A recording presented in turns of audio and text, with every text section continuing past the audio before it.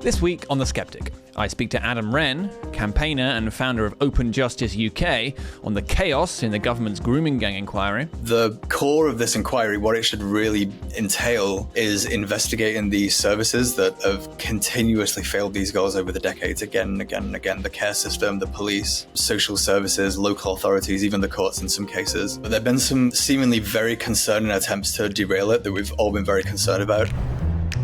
And Matthew Bowles, senior policy researcher at the Prosperity Institute, on why the Greens' plans for a wealth tax just don't add up. I think what the Greens want and what Zach Delancey wants is it's covered in the disguise of we want a more equal society, but essentially it is just hatred of the wealthy. Hello and welcome to episode 56 of The Sceptic. I'm your host, Laurie Wastell, an associate editor at the Daily Sceptic. Now, at least four rape gang survivors have this week resigned from the government's grooming gang inquiry. The Home Secretary has pledged that once the inquiry begins, the truth will follow. But are the wheels coming off?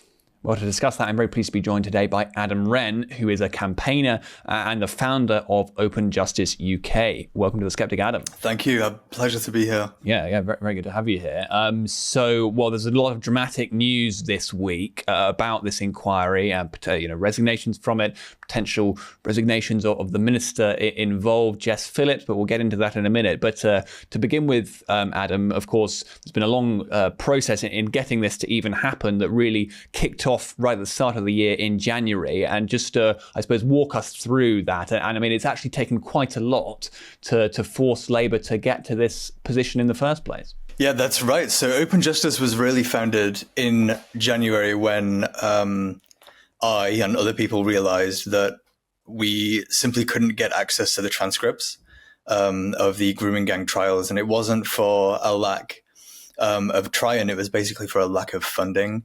There was one girl that tried to get access to her transcripts. She was quoted like £9,000 for it. I believe a lot of these trials are very traumatic for the girls to go through. They re-traumatize them in many cases. And so it's a useful tool for them to be able to go and take to therapists to, try and work through the actual process of the trauma of the justice system. And it's also useful, I think, for the public to have them. So we founded this organization with the goal of getting those transcripts and making them public and giving them to the girls. We're getting the sentencing remarks, and we're going to make those public because I believe all sentencing remarks essentially should be public Crown Court cases. In some other parts of the justice system, like immigration tribunals, all those judgments are public. There's no reason the Crown Court sentencing remarks shouldn't be as well. In terms of full transcripts, we're only getting those where we work with survivors. They're obviously much more detailed, much more intimate. And I would obviously never want to acquire or publish those without consent. So in the process of doing that work, we met Fiona, who has been obviously very central to this week. So we've been working with Fiona for a couple of months now. We've acquired her full transcript. That's Fiona Goddard, rape gang survivor. It is, yeah. Yeah, absolutely. So that's your work at Open Justice UK. But in terms of the public inquiry as well, and the political battles that have had to have been fought to get Labour to do this. I mean, so yes, very memorably in January when this first really broke into the news with Elon Musk talking about it and others, Keir Starmer's initial reaction was to say that anyone calling for a national inquiry was jumping on a bandwagon of the far right. Now, 6 months later, they called for a local inquiry. They finally conceded to. Now they've conceded to a national inquiry, but it's been quite a process to get to where we are today. But of course, even still, there's a lot of delay, isn't there, Adam? Yeah, not just delay, but there've been some seemingly very concerning attempts to derail it that we've all been very concerned about. They introduced something called a truth process, which was very concerning. The core of this inquiry, what it should really entail, is investigating the services that have continuously failed these girls over the decades, again and again and again. The care system, the police, social services, local authorities, even the courts in some cases. And so to have this instead to be offered like a truth process, which seems to be, let's get the survivors to come forward and tell their stories and we'll all shake hands and part amicably was not even close to good enough. There have been some attempts to regionalize the inquiries as well. So instead of investigating, there are some very, very concerning specific towns that haven't been investigated. The news broke this week about grooming gangs in London.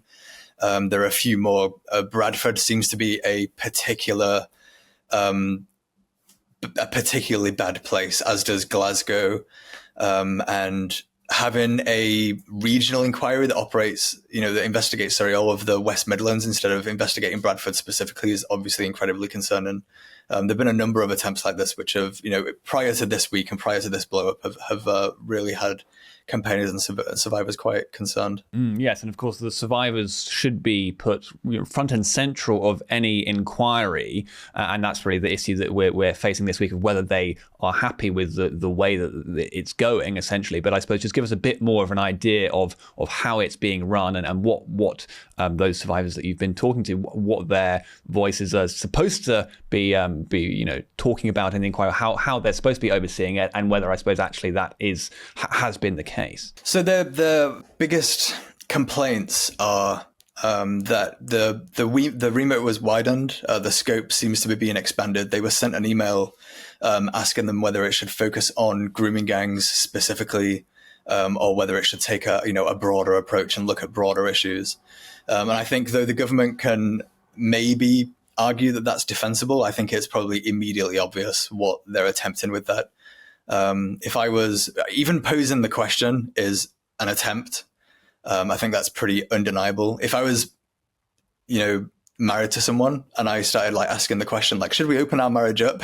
I'm clearly asking that with a reason, right? Should we broaden this relationship a little bit? Clearly it's obvious what I'm doing. And so Adam, just for those who haven't heard of it, set this in the context of the ICSA, so the Independent Child Sexual Abuse Inquiry. Now that did look a little bit at the grooming gangs, but mostly it didn't. And why are there so many concerns that widening the inquiry in this way, the present one, would lead to a repeat of that, and that would be watered down? Essentially, yeah. The one of the, you said earlier there are people saying that we didn't need an inquiry at the start of the year, and we had to campaign just to get where we are. One of the main rhetorical points they were making is that we've already had an inquiry because we had this ICSA review that there was a couple of years ago. It had 18 or so recommendations. The problem with that ICSA review is that it included all types of child abuse. It examined things like the church and boarding schools and stuff like this. It had one section on grooming, specifically grooming gangs. But because it wasn't specifically focused on it, it couldn't dig into the problem. None of the recommendations are specific to it. And this is such an insidious problem that it requires a specific focus. It's such a huge issue. And there are so many institutions complicit in it that unless you focus specifically on it, you're not going to get to the truth. You're not going to be able to cut through the blocks and the obfuscation that these institutions throw up. And you're ultimately never going to get justice. So if you widen the remit, and we have another ICSA, which was looking into things like Jimmy Savile, it's just obviously going to have nowhere near the teeth that it should to solve the issues. Yes, and so this is central reason for the four now resignations of the survivors from the panel this week. Just so walk us through what happened there and what was I suppose the inciting incident for that, because there seemed to be long running concerns about the direction, but why is it kicked off this week? So I think there were a few things that happened behind the scenes. There was the attempt to widen the scope, which concerned a number of survivors. Fiona, I think, she's released this now. She's released the text that she sent to Jess Phillips raising the issue. I think a number of other survivors also emailed back saying this is extremely concerning.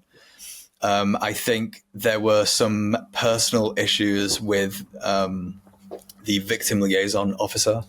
A number of survivors have raised that she's dismissive and potentially quite rude, manipulative, and I think there were interpersonal issues there.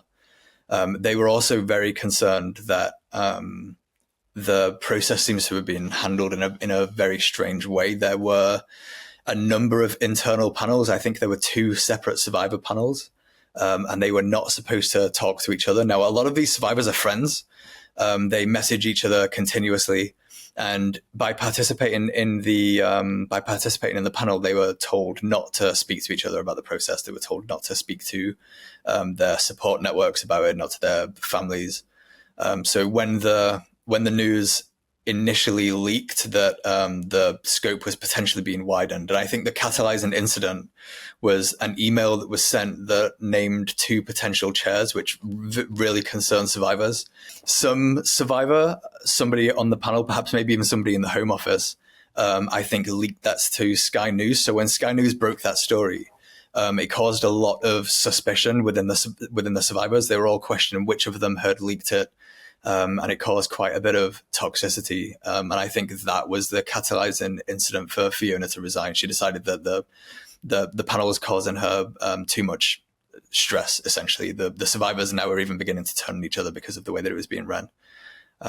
So it wasn't just one complaint, it was a culmination of things, but I think that was definitely the catalyzing incident. And why, Adam, is it such a worry, even if one assumed that both of these individuals, one in social work, one in the police, are individuals of utmost probity? Why is it such a worry that to have people involved in those organizations in such a prominent position? Yeah, I mean, at the core of this inquiry should be the investigation of the institutions that have failed these goals. The police and the social services, social care are probably the 2 institutions most responsible for this scandal. So to have people from those institutions in charge, even if they are completely upstanding, you would have a problem getting survivors to engage with the inquiry, because the distrust of these institutions runs so deep that even if the individuals were perfectly capable and upstanding and knew the issues, you would have major issues there. I think it needs to be somebody totally independent of them. I used to work for the National Crime Agency, and even I think would be, I've not worked there for a long time. But it's obvious that even, an investigation into the National Crime Agency should not have, a form. I don't even comment on their work. If I've worked somewhere, I think if anybody's ever worked somewhere, I just think it's appropriate to not comment on it. That seems very obvious. And so who would be best? What kind of person do you think? I think a judge. And Jess made the comment that a judge, the courts have also failed these goals. They've taken their children off them. They've criminalized them. I think that was very unfair. Judges, in the end, they don't, they're not in control of the legal system. They have some discretion, but they're really just, these are problems with our legal code. And I think there are trustworthy judges. Fiona had a very, very good judge for her second trial. He's now retired. If a judge in the UK can't be found, a number of people have mentioned this, we should get a judge from overseas. There is precedent for this. There was a New Zealand judge that was, I think, the 4th chair or maybe the 5th chair of the ICSA panel. And she resigned over accusations of racism because she had, was willing to point out there was an ethnic and religious component to this abuse. And she also resigned because she, again, rightfully pointed out that the scope of the inquiry was far too wide. You can't investigate all of these disparate institutions and then compile that into a list of 10 recommendations that's going to fix all of them.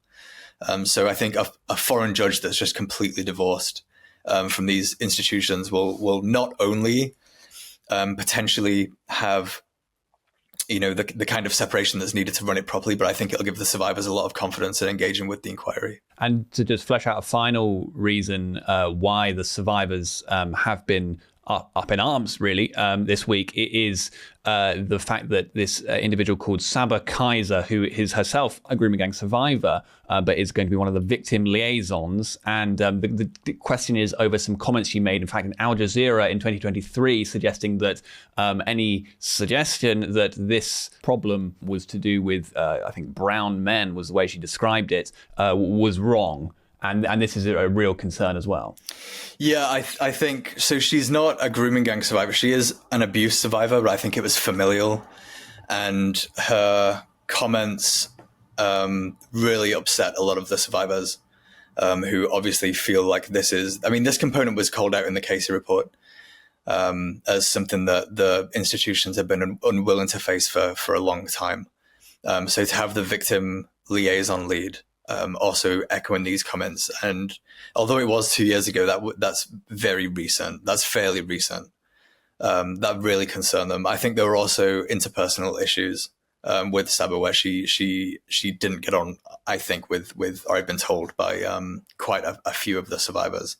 So it wasn't even necessarily those comments. It was when those comments came to light, combined with some, interpersonal issues with a number of members of the panel that really soured them on it. Okay, and so in terms of how this dispute has played out this week, so you've had Fiona, as we've mentioned, has really raised concerns by resigning, of course, about the questions of the scope being broadened. And then we had this extraordinary exchange going on Tuesday where Jess Phillips, the minister involved, essentially suggested that Fiona's criticisms were untrue, indeed were misinformation was the word that she used. And what did you make of that, Adam? It's a very very damaging position for her to be in, and frankly she should have been much more careful with her words, shouldn't she, because she does not want to provoke the ire of these women that she's supposed to be sticking up for.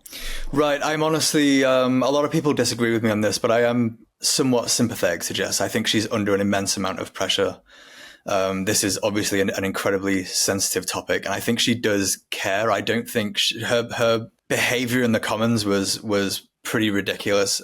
She looked so angry. She looked furious, and I don't think you get that level of anger if you don't care on some level.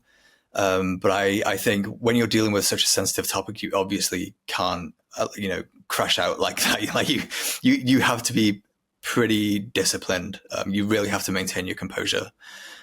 She's the Minister for Safeguarding, and I think I don't know if her continuation in that role is tenable, given that she effectively called them liars. And I think Mahmood's statement saying that the fears of the survivors were justified threatens her position.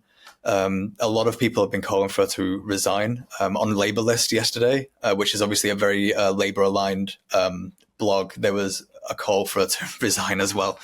So I don't wish ill on Jess particularly as an individual, but I would be surprised if she did continue in the role she's in. Yeah. And of course, there's that particular reason that this is so sensitive is there's just such a lack of trust from these girls to officialdom generally, and the fact that it's central to why they were able to be abused for so long without the police doing anything is that they were dismissed as liars again and again and again. And so that's just something that you just can't do. It's a real sore spot for survivors in general. So many of them have fought for not just years, but decades.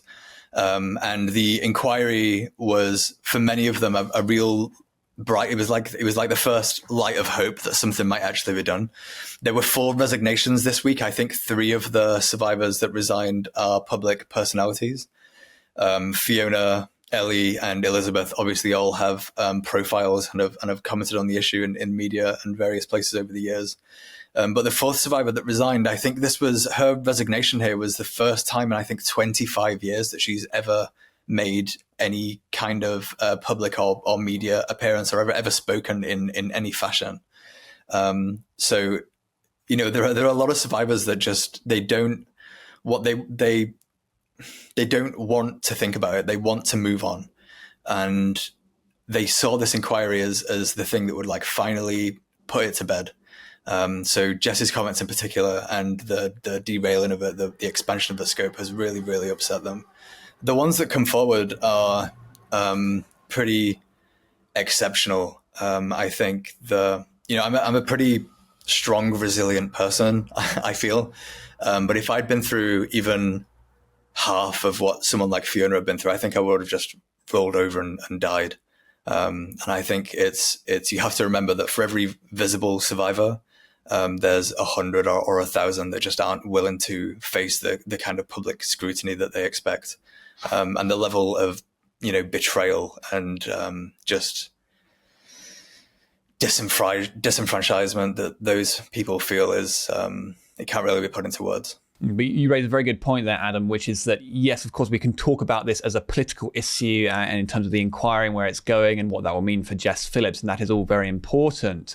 But of course, one shouldn't lose sight of the absolutely tragic, heartbreaking, and just appalling stories behind this. Now, as you say, Fiona Goddard has been extremely impressive in being able to stand up in this way and really tell her story. And I mean, she was doing it last night on GB News, and we had, a bit like this interview, really, we'd gone back and forth, she with Patrick Christie's over, these issues, whether Jess Phillips was treating her seriously and all of this. And then he simply asked, well, tell me a bit about your story, if you would. And I mean, it's absolutely horrifying. I mean, we'll take us through it a little bit, if you wouldn't mind, Adam. But this is a story that many of these survivors will have similar ones to. Yeah, I mean, Fiona's story is really the story of all of them, in that she was placed into care, and the care home knew of the abuse and essentially didn't do anything about it. She will have been involved with the police. The police have been called to her house on various occasions and found her, in the company of these men, and didn't do anything about it. Her friends and her family will have contacted social care. They will have contacted her school, and they said, in some cases, it's good that she has an older boyfriend because it means she learns about other cultures and things like this. There's the institutional failings are at every single level. These girls were failed. There's not an institution that comes out of this clean. And in Fiona's trial, so we acquired her transcripts, as I said before. The judge at the start questions the jury for if they have any connections to any of these services. And one of the jurors is dismissed because her police officer is a husband. Her husband is a police officer.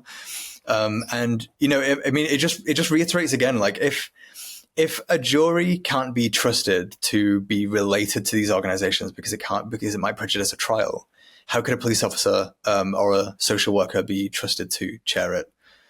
I would be very open, and I'm sure a lot of survivors would be very open to a police officer or a social worker or a former social worker coming on in an advisory fashion to talk about, how to navigate the bureaucracy and here's what files exist and here are the processes and, here are the things that you can investigate.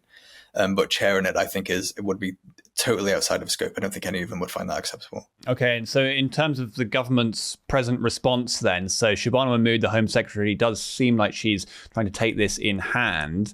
She's issued a pretty strong statement last night to GB News about it. So there's several aspects there, but she has insisted that they will not be changing the scope. It will be focusing specifically on grooming gangs. She didn't go quite as far as mentioning the word Pakistani grooming gangs, which did mention Asian, and she said that the race and religion or racial and religious motivations would be taken into account. So there's some things there, and it's perhaps a good sign. But what's your reaction to that, Adam? I liked the statement. I thought it was strong language, and I think it's interesting that she's been. I know some people had complaints about the word Asian and not Pakistani necessarily, and I have two kind of feelings on that. One is that I don't think anybody thinks that when people say Asian, they're thinking of like Japanese people. I think that when people say Asian in the UK, we typically know that we're talking about South Asians. I don't think that's an attempt to mislead.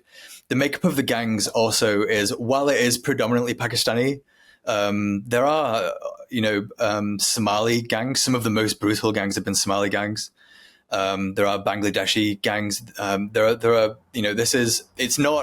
It's predominantly Pakistani, but it's not only a Pakistani problem.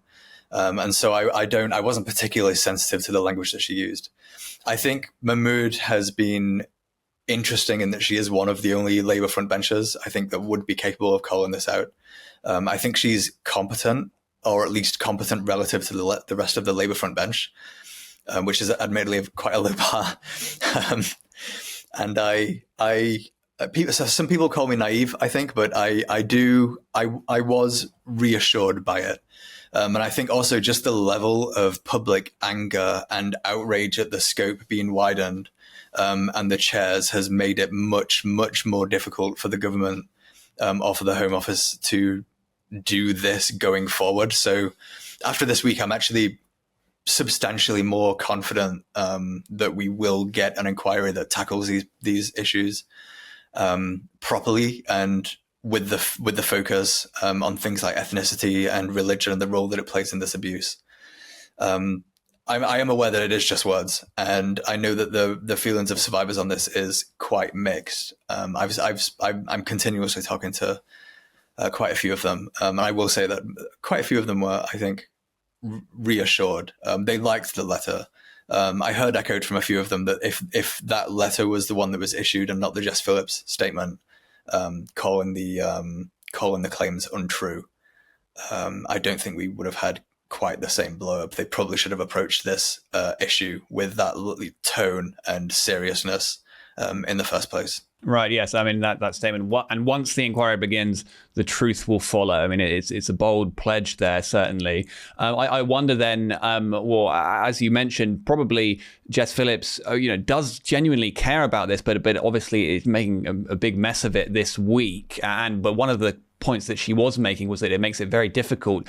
All of the relentless criticism she gets and the claims all the time that they are going to be trying to cover it up in some way. Now, I think it's fair enough, to be honest, that Labour had to be pushed to do this, that everyone consistently makes the argument that they are unwilling to do this because it may be Labour councils that are implicated and potentially because they don't want to scare off Muslim voters. But is there an argument now to perhaps tone down the pressure just a little and to let them get on with it, or do we have to keep it up? Yeah, it's an excellent question. I think I don't know. I think from a game theory, like theoretical point of view, if you within deterrence theory, the best possible place you can be in is that if somebody pokes you in the eye, you cut off their leg, you inflict far, far more damage on them than they inflict on you. And you set the rule going forward that, if you try and mess with me, if you try and mess with us, there will be heavy consequences to pay. From the perspective of survivors, I don't know if they yet feel like they've inflicted the level of damage that they would like. So I would maybe expect a little bit more from them in the coming days, just because the rightful fury at being called liars for things that they can evidence with texts and emails it was just completely unacceptable. But I am also very amenable to the point of view that this inquiry does need to happen, and continuously attacking it makes it a lot harder to progress. And I think a lot of survivors are also very understanding of the point that they have probably more influence on the panel and inside the inquiry, contributing to it directly with the government than they do sat outside it, just attacking it in the media. If you place yourself in opposition, you do kind of close the door to people cooperating with you. So I think it's kind of striking the balance between inflicting damage so that they know that they shouldn't widen the scope, and they shouldn't publicly insult them, and also kind of extending that olive branch of cooperation that will be necessary to get this over the line and to direct it to where it needs to go. Yeah, I'm probably not the person to answer what should happen. That's really up to them. But those are that's my personal assessment of the situation, let's say. I suppose finally, well, let's leave it with the survivors then, shall we? I mean, as we've discussed, it's very galling and difficult for a lot of them to even face the idea of working with these organizations that have failed them so many times. But nevertheless, it will require them to cooperate in some way and to be the face of this, perhaps, but to lend their input and hopefully allow it to go ahead. And I think one must just pay immense tribute to the bravery of these women. Yeah, I mean, I honestly can't even put it into words. I mentioned before that if I had been through the things that Fiona had been through, I genuinely think I would have just rolled over and died. A lot of the survivors that go through this kind of abuse, they just don't make it out the other side. A lot of them die. They fall into alcohol and drug abuse. Their lives. It's not like the abuse ends and suddenly their lives are okay. There's a long road back to anything even approaching normality. And to travel down that road and then come out the other side and be willing to face media pressure and the abusive comments they get online and people calling them liars and people calling them all kinds of names, and be willing to stand up and face that kind of scrutiny and travel all over the country doing interviews, often unpaid, just to be willing to push this story and stand up and do the right thing. I don't even have the words. I can't find the words for just how admirable it is. I have unbounded admiration for them. Well, Adam Wren, thank you very much for coming on The Sceptic. Thank you. A pleasure as always. Now, in the 80s, at the height of Thatcherism, British culture was unapologetically acquisitive. The working man, as Harry Enfield had it in 1988, just wanted to make loads of money! Today, though, the Green Party are rising in the polls off the back of pledges to aggressively extort money from the rich, in what's billed as a panacea for the nation's ailing finances. So why is a wealth tax the idea that just won't die? Well, to discuss that, I'm very pleased to be joined by Matthew Bowles, who is a senior policy researcher at the Prosperity Institute and who previously worked at the Institute of Economic Affairs. Welcome to The Sceptic, Matthew. Thank you, Laurie. Thank you for having me. Yeah, very good to have you here. So, Matthew, you've written a piece in The Spectator recently about the recent appearance of Zach Polanski, the new Green Party leader, on Question Time, where he put forward his ideas about a wealth tax and so on. And I suppose the Greens have been rising in the polls a bit recently, and so these kinds of propositions do seem to be attractive to a certain part of the electorate. I suppose the way they talk about it is that this would actually be a very simple solution to our present budgetary woes, but I suppose set out for us what their plan is, Matthew. And, well, is it really that simple? From what I can see, looking at Zach Polanski's various media appearances over the last couple of weeks, especially the one on Question Time, where he was on with a former colleague, Annabel Denham, arguing for a wealth tax on assets over 10 million. That's essentially what they're looking for. They're looking to extort wealth from the wealthy. I think just last night on Robert Peston's show, Katie Lamb identified that another area that he touched on Question Time was that the Duke of Westminster owns half of Mayfair, and he can't simply move assets of half of Mayfair. I found an article suggesting that the Duke of Westminster, through his Grosvenor Estate Holdings company, had sold a 25% stake in that, showing that assets are liquid, and before any tax rises can be put into legislation or into the tax code, billionaires and millionaires can simply dictate. That's the end of the free part of the podcast. If you'd like to listen to the bonus interview, you'll need to become a regular donor to the Daily Sceptic. For as little as £5 a month, not only will you be able to watch or listen to the whole podcast, you'll also be able to access articles behind our paywall and join our discussion forum on Discord, where you'll have an opportunity to discuss the latest content on the Daily Sceptic with other donors, members of the editorial team, and some of your favourite contributors. Once you've become a donor, log in to the Daily Sceptic using the same email, and you'll find a link to the premium version of the podcast on the homepage, including instructions about how to listen to it on your favourite podcasting app. Remember, you can access all this bonus content for as little as £5 a month. Just go to dailyskeptic.org/donate.